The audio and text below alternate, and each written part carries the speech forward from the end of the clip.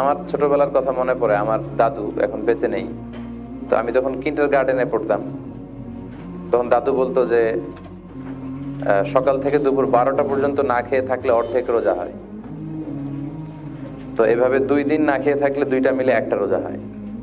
তো এইভাবে আমার মনে আছে ক্লাস 4-এ যখন আমি পড়তাম, তখন এইভাবে সকালে না খেয়ে স্কুলে যেতাম, 12টায় ছুটি হলে বাসায় এসে খেতাম আর ধরতাম যে অর্ধেক রোজা হয়েছে। তারপরের দিন আবার এরকম, এভাবে হয়তো পুরো মাসে আমরা 15টা রোজা করতাম খেয়ে খেয়ে। তো এটা কিন্তু খুব চমৎকার একটা স্মৃতি হয়ে থাকবে আপনাদের ছেলে মেয়েদের জন্য, ওদেরকে যদি ছোটবেলায় এইভাবে আপনি রোজার ব্যাপারে উৎসাহিত করেন। তো এই ছোট বাচ্চারাও কিন্তু এক্সামশন পেয়ে যায়।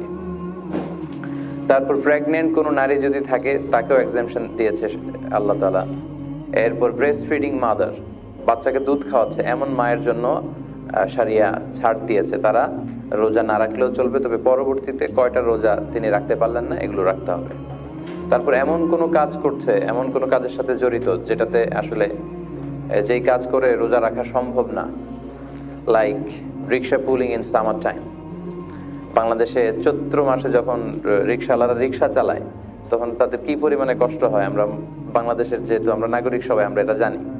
তারপর স্টোন ক্রাশিং এ যারা কাজ করে, আয়রন ফ্যাক্টরিতে কাজ করে, তারপর অ্যারাব ওয়ার্ল্ডে যারা ডেজার্টে কাজ করে, মরুভূমিতে সম্ভব না তাদের পক্ষে রোজা রাখা, ডিহাইড্রেশনের কারণে মারাই যাবে। মানে they should try their level best to fast.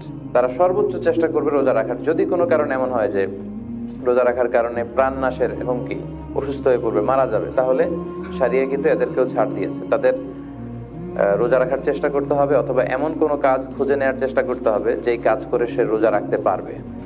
তো ওই রকম জব খুঁজে পাওয়া আগ পর্যন্ত তার যদি এমন কোনো কাজের পরিস্থিতি হয় যে তখন তার পক্ষে রোজা রাখা একেবারেই সম্ভব না, শুধু এই কয়েক শ্রেণী তাদেরকে আল্লাহ এক্সামশন দিয়েছেন। বাকি আমাদের সবার উপর কিন্তু কুতিবা আলাইকুমুস সিয়াম, তোমাদের উপর সিয়ামকে ফার্জ করা হয়েছে।